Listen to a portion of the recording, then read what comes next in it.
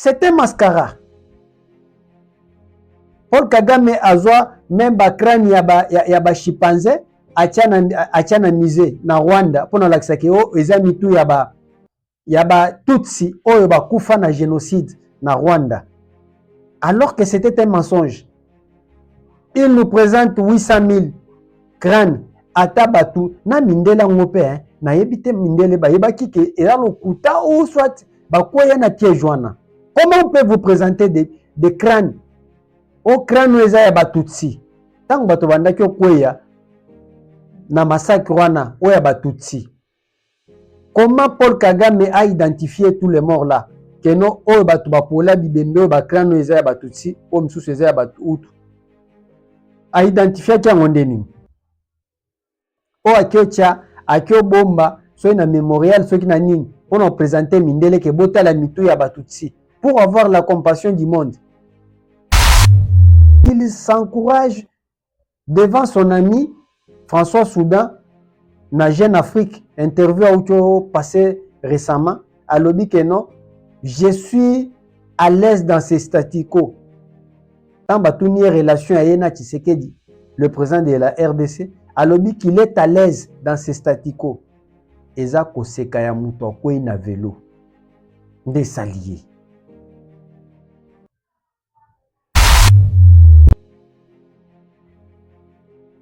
Bino batu boyibaka biloko nanga bolandaka nga me ata like apamba botiaka te boyibaka biloko nanga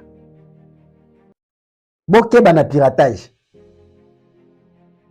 na bimisa idéologie ya liboso na lobaka ke FDLR oyo Paul Kagame ya koluka na Congo eza minéré. Heureusement na monango et pas Julien Paluku le ministre national azwango aleka nango na briefing na bi atala biloko nanga. Là, je suis d'accord. Pour y avoir un camp de la patrie. J'accepte. Naebi Sabino, que FDLR ou Paul Kagame Lukaka, ce sont des minéraux. C'est quoi le nom nazo bakiselo comme sous? Boebi signification à FDLR ou Paul Kagame ya kolukana Congo. FESA, ce sont nos forêts. O aya kolukanga ba gorille de montagne, ameni yango na Rwanda, akie kotia na zone na ye. Ba expatrier ceux qui baye ko futa mbongo po ba mikangisa ba photo F yangwana de elingo laksa déportation de Rwandais vers le Congo akoya azui ba village na biso azui Ruchuru na Masisi azui ba Rwandais a déporter bango na Congo baye ba koti ba fandi ba komi ba Congolais. Elle qui veut dire lithium et les minéraux 3T. Des minéraux que Kagame vient chercher au Congo pour aller vendre aux multinationales. Bape se mbongo ya kosoma manduki ya koya bomabiso na ko développer Rwanda. Elle yangwana. Et elle ya suka wana c'est rwandalisation. Kocha idéologie rwandaise na Congo. Nous avons une opposition androïde, une opposition des gens oyoba fandikaka na réseaux sociaux. À l'époque où il y avait une opposition contre Kabila, on voyait des manifestations. Toyeba ba jeudi Chabani, jeudi Serveur, toyeba ba Mwinda, chaque pourquoi Pelisa Mwinda, toyeba ba belle opposition. Mais les opposition etikalika ya réseaux sociaux. Au mon opposition, opposant mobimba afandika kaliboso téléphone na ye. Nenga zokana na Android, okanisi oyo nenga zokana boye, c'est que lobi mokili e obima tetongo etanati.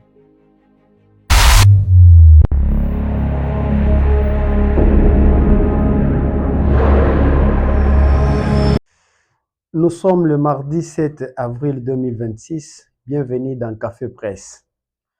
Lelo bandeko toza na actualité belé ya kopesa bino te, mais na ye poto meka koseka Paul Kagame, le président rwandais et son régime qui sont en déclin. Lelo le 7 babandi milulu ya génocide na Rwanda. Mais mama na mpiaka oyo bokechwa lobaka mpiaka na Rwanda. Paul Kagame abandi ko célébrer génocide anniversaire ya 32e anniversaire ya génocide na Rwanda. Bazo benga ngoso kubuku soki kubuku soki kibuku na Kinyarwanda.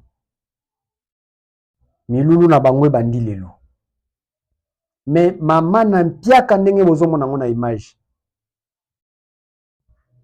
Paul Kagame souvent abandaki ko inviter ba président ba pays belé, même des présidents européens et les officiels américains babandaki ko ya na ko assister na nini na milulu ya génocide wana. Mais cette fois-ci tout le monde, les grandes personnalités ont boycotté la célébration du génocide na Rwanda. Et bandaki malembe depuis l'année passée. Donc ça fait 3 ans. O batutomoni babandi ko boycotté. Aujourd'hui les grandes personnalités ba boycotté.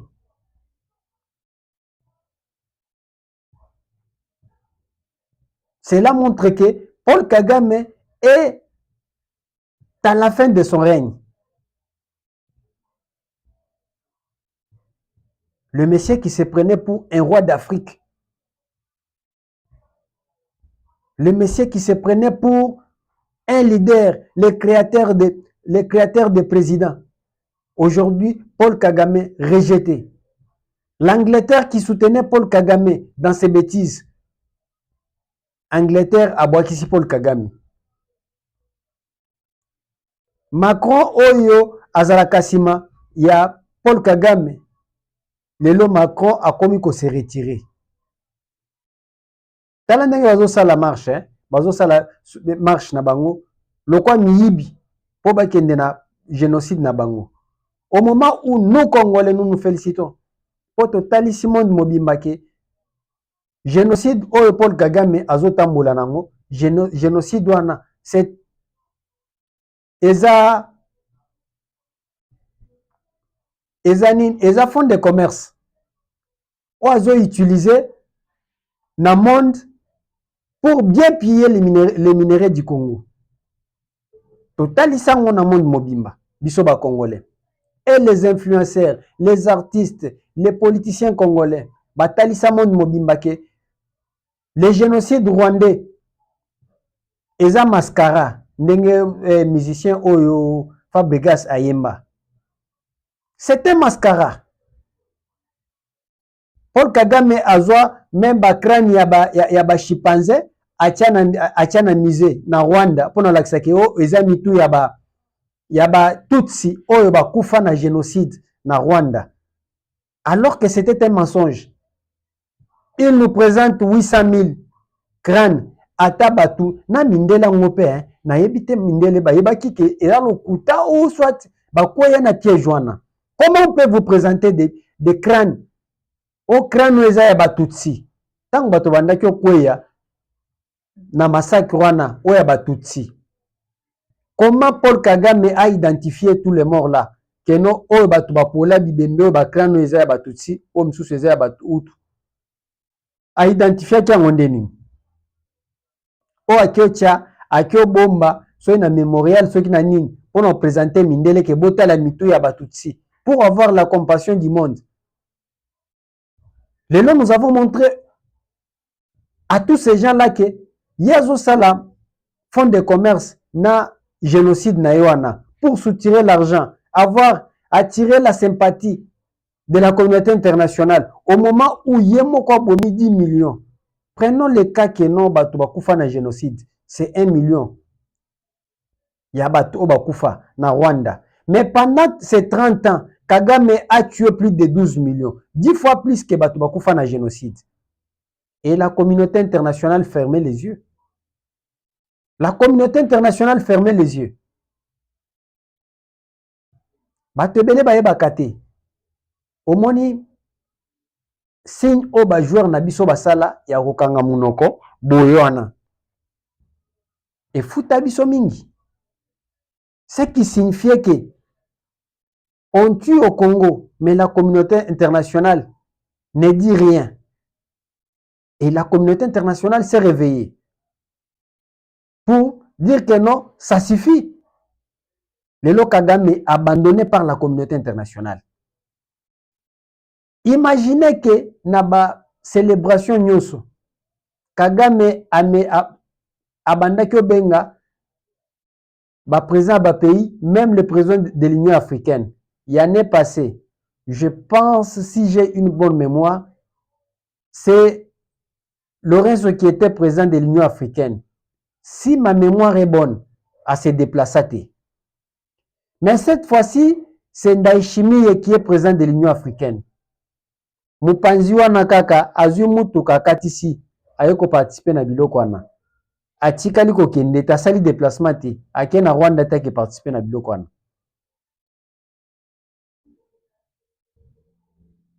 Je n'ai pas vu toutes les vidéos na ebité ceux qui Museveni aye, mais je pense que na ba vidéo ngana za nango na tikalo mona Museveni te.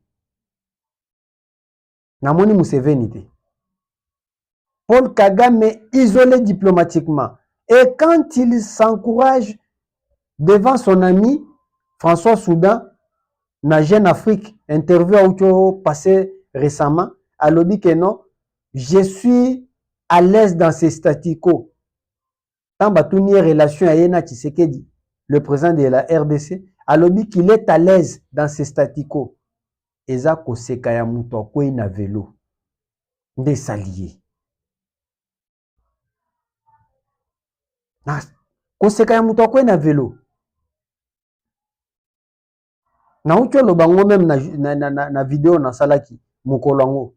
Na lobi que Kagame qui voyageait partout et dans tous les salons diplomatiques, Kagame était accueilli comme un héros. Là où on parlait de la RDC, c'est Kagame qui nous représentait. Même son gouverneur général qui était ici, Léopold Joseph Kabila, qui représentait Léopold Kagame, son gouverneur général qui était Joseph Kabila ici, ne disait rien, mais c'est Paul Kagame qui négociait à la place de la RDC. Aujourd'hui, Paul Kagame, absent total dans de grandes réunions, dans de grandes manifestations. Paul Kagame est absent. Et il dit qu'il se sent à l'aise dans ses statu quo. Eza koseka muto kwe na vélo. Koseka ya muto kwe na vélo. Et croyez manipuler le monde. Et croyez manipuler les Congolais à travers les réseaux sociaux. Coup de chapeau aux Congolais. Balamuki, Sambongo. Tandis que Kagame déboursait chaque année plus de 400 000 $. Il a copié ça influenceur. Rien que pour faire le Congo bashing, Koloba mabe ya Congo. Koloba kaka mabe ya Congo ke na ba Congolais.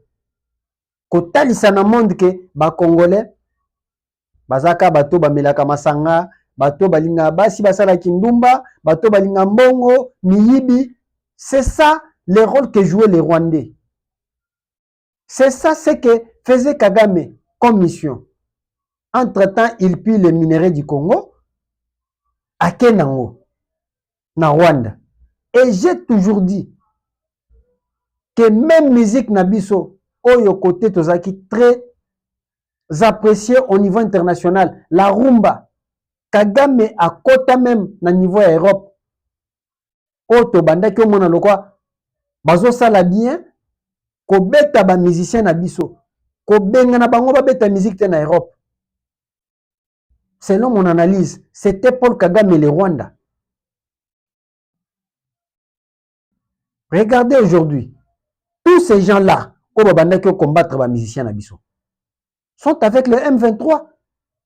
Alors beaucoup tangelanga musiciens parmi nos grands musiciens. Musicien nini oyo ake ko rejoindre M23. Mais ba o babanda ko benga na ba ko empêcher bango beta musique na poto. Bango tout na M23. Je commence par Bokechu et les autres.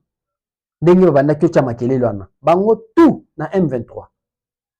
Mais à cette époque-là, ce sont ces gens-là qui disaient oh musique ko beta na poto te, oh musique batwana Mbokeza occupé par les Rwandais, mais bango va beta musique lelo. Entre bango na ba musiciens au bandaki o bengana. banani bakola babimi bakolabo. C'est là où j'ai dit que même musique na biso tango bandaki opene pour et décoller na poto. C'était l'œuvre du Rwanda. Entre-temps, dans les réseaux sociaux, dans des médias, bazo sala Congo bashing. De l'œuvre bandaki koloba ba Congolais nde bato abuzoba. Mais M23 c'est mouvement ici. Oh ba ye awa un conglomérat d'aventuriers. Tala ndenge ba se présenter. Vidéo ya Fanny Ebini, Fanny Cage. Ya sex tap. Vidéo ya Fanny Cage Ebini. Ya sex tap. Et la kisi buzoba na bango. C'est ce qu'ils font. Donc c'est-à-dire que ba onyo so bakenda tomona Daniel Safu akenda na Goma, na Kokoma, tomoni ba hirondelle, des Rwandaises, ba ye pembeni na ye, bakabele ba makango. C'est-à-dire musala oba na basi basalaka na Rwanda ngwana kindumba. Mais bazo buzo ba nyonso na balatisa biso balatisa bana basi na biso. Aujourd'hui on a compris que les Rwandais musala na bango. Oh, les Rwandaises musala na bango eza kindumba. Bino batu boyibaka biloko nanga bolandaka nga me ata like apamba botiaka te boyibaka biloko nanga. Bokeba na piratage. Na bimisa idéologie ya liboso na lobaka ke FDLR oyo Paul Kagame ya koluka na Congo eza minéré. Heureusement na monango et pas Julien Paluku le ministre national azwango aleka nango na briefing na bi atala biloko nanga. Là je suis d'accord pour y azana camp de la patrie. J'accepte. Na ebisa bino que FDLR oyo Paul Kagame alukaka ce sont des minéraux. Siko lelo nazo bakiselo comme sous. Boyebi signification ya FDLR o Paul Kagame ya koluka na Congo. FESA ce sont nos forêts. Oya ya kokanga ba gorille de montagne ameni yango na Rwanda akie kotia na zone na ye ba expatrier ceux qui ba ye kofuta mbongo po ba mikangisa ba photo. F yangwana. De elingo laksa déportation de Rwandais vers le Congo. Akoya azui ba village na biso azui Rutshuru na Masisi azui ba Rwandais a déporter bango na Congo ba ye ba koti ba fandi ba komi ba Congolais. L qui veut dire lithium et les minéraux 3T. Des minéraux que Kagame vient chercher au Congo pour aller vendre aux multinationales. Ba pese mbongo ya kosoma manduki ya koya boma biso na ko développer Rwanda. Elle yangwana. Et R ya suka wana c'est rwandalisation. Kocha idéologie rwandaise na Congo. Avec les Ubwenge. Yake bazoboma banyamulenge balingi ba toute cité balingi bazoboma peuple rwandophone. Rwandologie. Nde signification ya FDLR oya ya koluka na Congo. Wana na bakisi bozwa lisusu. Siko place nazo teleme na bato azo ibabilo konanga. Eza na moni moko na bango ya ba M23. Azu eloko nanga ya opposition Android. Ngande mutu na lobaka ngo. Mais atali yango azu yango akomisi yango ya ye. Moi je parlais de l'opposition Android et de la rébellion Promax. Pourquoi j'ai parlé de la rébellion Android? La rébellion Promax, c'est une rébellion qui est basée sur les réseaux sociaux. Nous avons une opposition Android, une opposition déjà Oyoba Fandika na réseaux sociaux. À l'époque où il y avait une opposition contre Kabila, on voyait des manifestations. Toye baba jeudi Chabani, jeudi Serveur, Toye baba Mwinda, chaque pourquoi Pelisa Mwinda, Toye baba bakse belé opposition. Mais les opposition etikalika ya réseaux sociaux. Au mon opposition opposant mobimba afandika kaliboso téléphone na ye. Nengazo kana na Android, okanisi oyo nengazo kana boye, c'est que lobi mokili et obi matetongo etanati. C'est ça l'opposition que nous avons aujourd'hui. Là où je parle de l'opposition Android. Si qu'on a moni moko ya ba M23 azue loko nanga, a commission ngo ya ye pour parler babenga bon na bangwana babenga nini? Babenga nini? Révolution Android. Na révolution ngo kutu beba révolution est beba. Révolution est beba. Tozonga la dossier à Rwanda. Bota la vidéo au bâtier.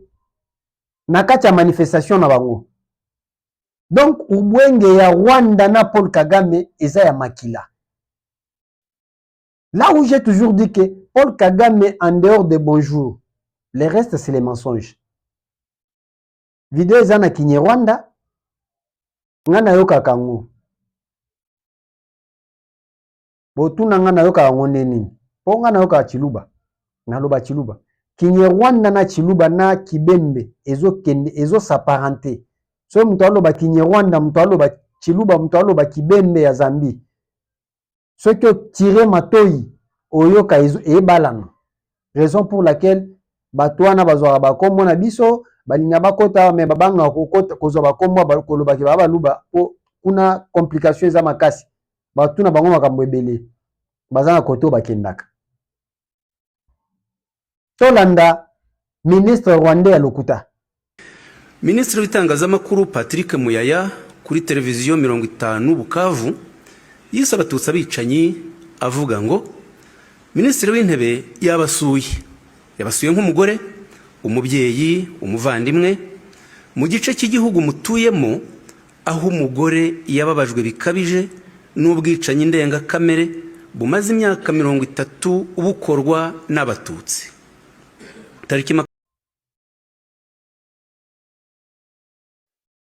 Ici, le ministre rwandais dit que Patrick Muyaya, ministre na biso ya communication, okuna donc c'est que achabango panzi likolo. Azala. Balobi Patrick Muyaya sur télé 50 ya Jean-Marie Kassamba. Aloba qu'il faut tuer les Tutsis. Babakisi lisusu ke Constant Mutamba. Alobi ke Batutsi baza batokoboma. Wana c'est un ministre rwandais en public azokosa. Jean-Marie Kassamba yo muto defandaka Kabila. Yo muto defandaka bango. Sala démenti ou soit yebisa bango ceux qui mukolonini o Patrick Muyaya leka na télé 50. Abenga ke baboma Batutsi. Et même si,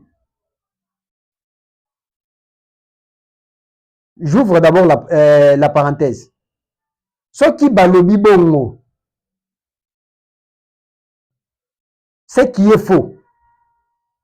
Patrick Muyaya est ministre de la communication dans la République démocratique du Congo. Constant Mutamba était ministre de la justice dans la République démocratique du Congo. Où est le problème du Rwanda? Les Tutsis, au balobi eza ba Tutsi congolais ou bien ba Tutsi rwandais? Ceux qui ba Tutsi congolais, où est votre problème?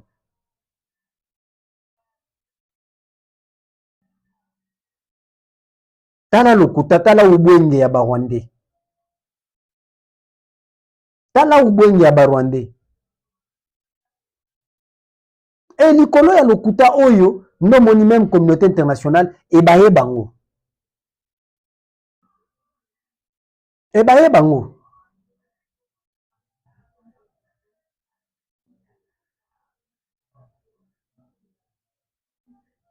Chers amis, bao baza na Facebook, totia nanu j'aime, na bao baza na YouTube. Ceux qui n'ont s'abonné te na chaîne Abisso. Moment yango s'abonner na chaîne Abisso YouTube. Ou baza na Facebook, s'abonner na page Facebook Nabisso. C'est la seule façon de nous soutenir. Merci. Tokutani lobi na kacha numéro mususu. Bye et à demain.